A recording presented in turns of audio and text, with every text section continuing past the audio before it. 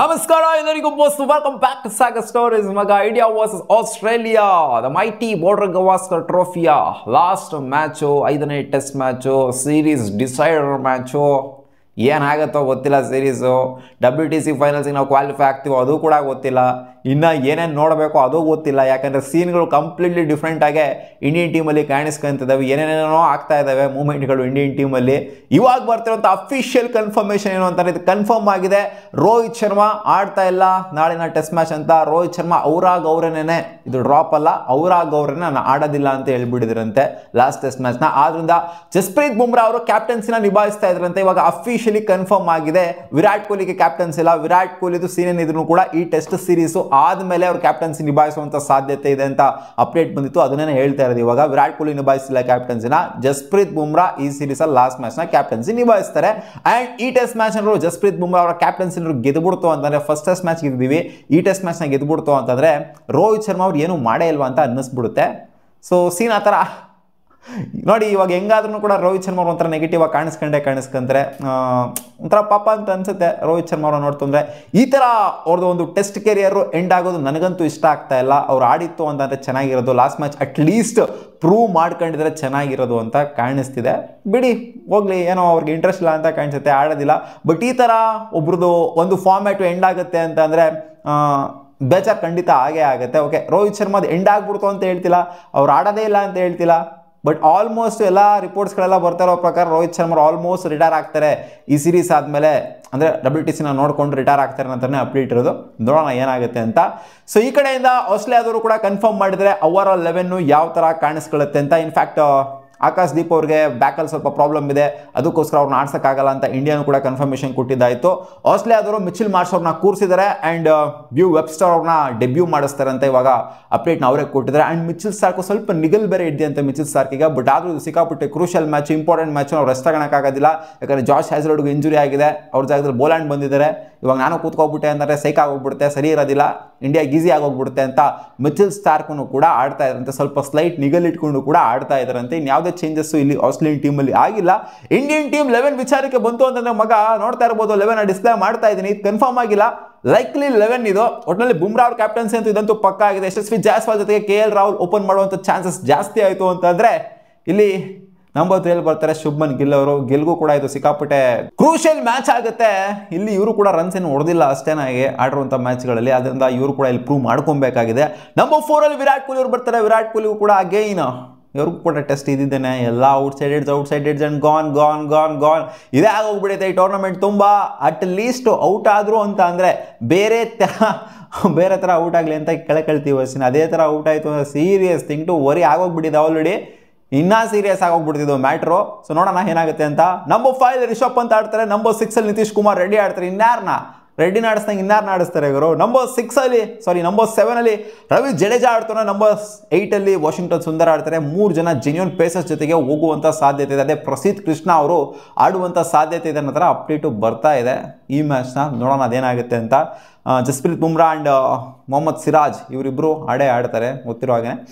ನೋಡೋಣ ಅದೇನಾಗುತ್ತೆ ಅಂತ. ಒಟ್ಟಲ್ಲಿ ಇಂಡಿಯಾದ ಲೈಕ್ಲಿ ಪಾಸಿಬಲಿ ಪ್ರೆಡಿಕ್ಟೆಡ್ 11 ಇದು.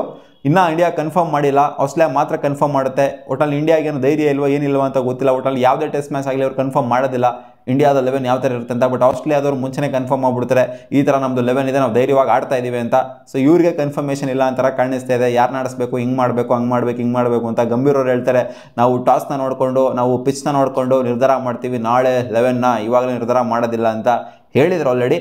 SCG ಅಂತ ಬಂದಾಗ Sydney cricket ground historic draw last season ಆಗಿದ್ದು. ಇಂಡಿಯಾ ಟೂರ್ ಮಾಡಿದಾಗ 2021 ಯಾರಿಗೆ ತಾನೇ ಗೊತ್ತಿಲ್ಲ ಆಗೋರು, ಯಾರು ತಾನೇ ಮರೀತಾರೆ. ಹನುಮ ವಿಹಾರಿ, ರವಿ ಅಶ್ವಿನ್ ಒದೆ ತಿನ್ಕೊಂಡು ತಲೆಗೆ ಎದೆಗೆ ಎಲ್ಲ ಕಡೆ ಒದೆ ತಿನ್ಕೊಂಡು ಡ್ರಾ ಮಾಡಿದಂಥ ಮ್ಯಾಚ್. ಇಬ್ಬರು ಒಂಥರ ದಿಲ್ ತೋರಿಸ್ಬಿಟ್ಟು ಆಡಿದಂಥ ಮ್ಯಾಚು. ಇಲ್ಲಿ ಆ್ಯಕ್ಚುಲಿ ಡ್ರಾಗಳು ಜಾಸ್ತಿ ಆಗಿದೆ. ಲಾಸ್ಟ್ 6 ಮ್ಯಾಚ್ 2019 ಇಲ್ಲಿವರೆಗೂ 6 ಇಂಟರ್ನ್ಯಾಷನಲ್ ಟೆಸ್ಟ್ ಮ್ಯಾಚ್ ಆಗಿದೆ. ಇಲ್ಲಿ 6ಕ್ಕೆ 4 ಮ್ಯಾಚು ಡ್ರಾ ಆಗಿದೆ. ಇಲ್ಲಿ 2 ಮ್ಯಾಚ್ ಮಾತ್ರ ರಿಸಲ್ಟ್ ಬಂದಿರೋದು.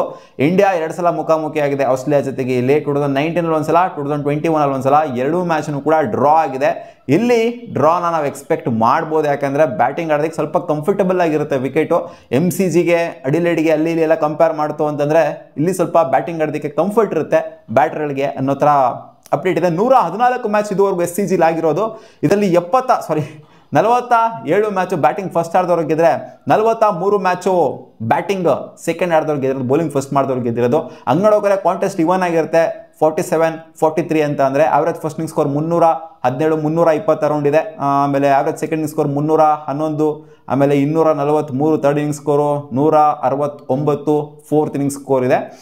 ಒಟ್ಟಿನಲ್ಲಿ ಬ್ಯಾಟಿಂಗ್ ಆಡೋಕೆ ಒಂದು ರೇಂಜಿಗೆ ಪರವಾಗಿಲ್ಲ, ಕಂಫರ್ಟಬಲ್ ಆಗಿರುತ್ತೆ. ಒಟ್ಟಿನಲ್ಲಿ ರಿಸಲ್ಟು ಅಷ್ಟೇನಾಗಿ ಬಂದಿಲ್ಲ. ಈ ರೀಸೆಂಟ್ ಟೆಸ್ಟ್ ಮ್ಯಾಚ್ಗಳಲ್ಲಿ ನೋಡ್ತು ಅಂದರೆ ಇಲ್ಲಿ ಡ್ರಾಗಳು ಸುಮಾರು ಆಗಿದೆ. ಆದ್ದರಿಂದ ಡ್ರಾ ಆದರೂ ಆಶ್ಚರ್ಯ ಪಡುವಂಥದ್ದೆಲ್ಲ ಏನಿಲ್ಲ. ಬಟ್ ರಿಸಲ್ಟ್ಗೋಸ್ಕರನೇ ಎರಡು ಟೀಮು ಕೂಡ ನೋಡ್ತಾ ಇರ್ತಾರೆ. ರಿಸಲ್ಟ್ ಬೇಕಿಲ್ಲಿ. ಇಂಡಿಯಾಗೆ ಡ್ರಾ ಆದರೆ ಪ್ರಯೋಜನ ಇಲ್ಲ, ಇಂಡಿಯಾ ಗೆಲ್ಲಬೇಕು ಅಷ್ಟೇ ಇಲ್ಲಿ ಮೇಯ್ನಾಗೆ.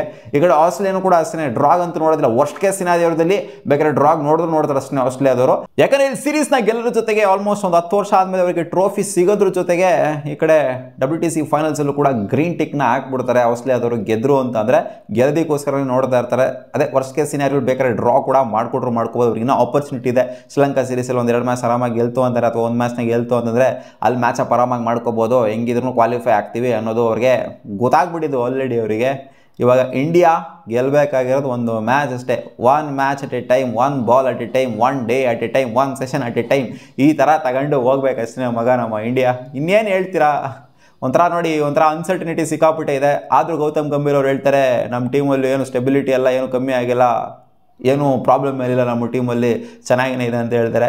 ರೋಹಿತ್ ಶರ್ಮಾ ಅದೇ ನಾನು ಸೀರೀಸ್ ಸ್ಟಾರ್ಟ್ ಆಗಬೇಕಾದ್ರೆ ಹೇಳಿದ್ದೆ, ಒಂದು ಫ್ಲೋ ಇರಬೇಕು ಗುರು. ಫಸ್ಟ್ ಮ್ಯಾಚ್ನ ಮಿಸ್ ಆಗೋದು, ಆಮೇಲೆ ಬಂದ್ಬಿಟ್ಟು ಸೆಕೆಂಡ್ ಮ್ಯಾಚ್ನ ಕ್ಯಾಪ್ಟನ್ಸಿ ನಿಭಾಯಿಸೋದು, ಯಾವ ಥರ ಅರ್ಥ ಕೊಡುತ್ತೆ ಹೇಳಿ.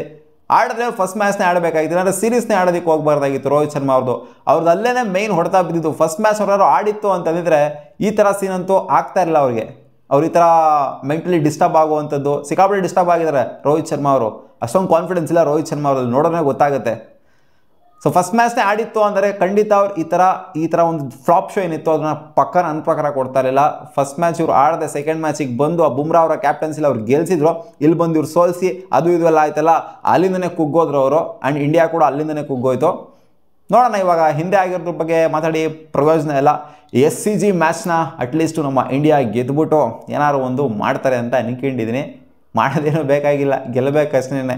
ಶ್ರೀಲಂಕಾದವ್ರು ಮಾಡಬೇಕಷ್ಟೇ ಅವರು, ಅಂದರೆ ಅವ್ರು ನಮಗೆ ಹೆಲ್ಪ್ ಮಾಡಬೇಕು. ಆ್ಯಂಡ್ ಈ ಮ್ಯಾಚಲ್ಲಿ ವಿರಾಟ್ ಕೊಹ್ಲಿ ಅವರ ಮೇಲೆ ಸಿಕ್ಕಾಪಟ್ಟೆ ಕಣ್ಣಂತೂ ಇದ್ದೇ ಇರುತ್ತೆ. ರೋಹಿತ್ ಶರ್ಮಾ ಮೇಲೆ ಕಣ್ಣಿರೋದಿಲ್ಲ, ಯಾಕೆಂದರೆ ಅವರು ಆಡೋದಿಲ್ಲ ಅಂತ ಆಲ್ರೆಡಿ ಹೇಳ್ಬಿಟ್ಟಿದ್ದಾರೆ. ಅವ್ರು ಇದಿತ್ತು ಅಂದರೆ ರೋಹಿತ್ ಶರ್ಮಾ ಮೇಲೆ ಕಣ್ಣಿರೋದು. ಇವಾಗ ವಿರಾಟ್ ಕೊಹ್ಲಿ ಮೇಲೆ ಕಣ್ಣಿದ್ದೇ ಇರುತ್ತೆ.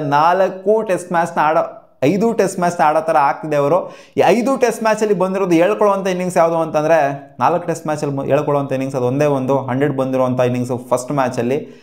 ಅದೊಂದು ಬಿಡ್ತು ಅಂದರೆ ಎಲ್ಲೂ ಕೂಡ ಹೇಳ್ಕೊಳ್ಳುವಂಥ ಇನ್ನಿಂಗ್ಸ್ನ ವಿರಾಟ್ ಕೊಹ್ಲಿ ಅವರು ಆಡಿಲ್ಲ.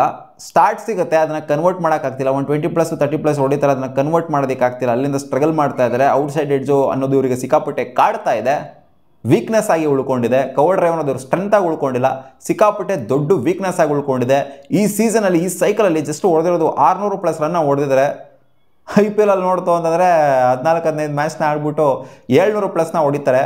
ಇಲ್ಲಿ ನೋಡ್ತು ಅಂದರೆ ಕಂಪ್ಲೀಟ್ ಸೈಕಲ್ನ ಆಡ್ಬಿಟ್ಟು 600+ ರನ್ನ ಹೊಡೆದಿದ್ದಾರೆ. ಸೊ IPL ಥರನಾದ್ರೂ ಆಡ್ಬಿಡ್ಲಿ ಗುರು ಅಂತ ಅನ್ಸ್ಬಿಡುತ್ತೆ ನಮಗೆ. T20 ಆಡ್ದಂಗೆ ಆಡ್ಬಿಡ್ಲಿ ಗುರು ಅಂತ ಅನ್ಸ್ಬಿಡುತ್ತೆ ನಿಮಗೆ ಹಂಗೆ ನೋಡೋಕೆ ಹೋಯ್ತು ಅಂತಂದರೆ. ಸೊ ನೋಡೋಣ ಗುರು, ವಿರಾಟ್ ಕೊಹ್ಲಿ ಮೇಲೆ ಸಿಕ್ಕಾಪಟ್ಟೆ ಫೋಕಸ್ಸು ಎಲ್ಲರೂ ಕೂಡ ಮಡಗಿರ್ತಾರೆ. ಇವಾಗ ರೋಹಿತ್ ಶರ್ಮಾ ಮೇಲೆ ಬ್ಲೇಮ್ಗಳೆಲ್ಲ ಬರ್ತಾ ಇತ್ತು, ಹಂಗೆ ಹಿಂಗೆ ಅಂತ ಮಿಕ್ಸ್ಡ್ ಬ್ಲೇಮ್ಗಳು ವಿರಾಟ್ ಕೊಹ್ಲಿ ಮೇಲೂ ಬರ್ತಿತ್ತು, ರೋಹಿತ್ ಶರ್ಮಾ ಮೇಲೂ ಬರ್ತಾ ಇತ್ತು. ಇವಾಗ ಕೊಹ್ಲಿ ಅವ್ರು ಒಬ್ಬರೇ ತಗ್ಲಾಕಂತಾರೆ. ಇನ್ ಕೇಸ್ ಅವರು ಫ್ಲಾಪ್ ಆದರು ಅಂತಂದರೆ, ಫ್ಲಾಪ್ ಆಗೋದು ಬೇಡ. ಈ ಮ್ಯಾಚ್ನ ಮೇಯ್ನಾಗಿ ನಿಂತ್ಕೊಂಡು ಅವರೇ ಗೆಲ್ಲಿಸ್ತು ಅಂದರೆ ಸಖತ್ತಾಗಿರುತ್ತೆ. ಬ್ಯಾಟಿಂಗಲ್ಲಿ ಲೀಡ್ ಮಾಡ್ತು ಅಂತಂದರೆ ನೋಡೋಣ ಅದೇನಾಗುತ್ತೆ ಅಂತ. ಸಿಗೋಣ ಮುಂದಿನ ವಿಡಿಯೋದಲ್ಲಿ. ಬಾ.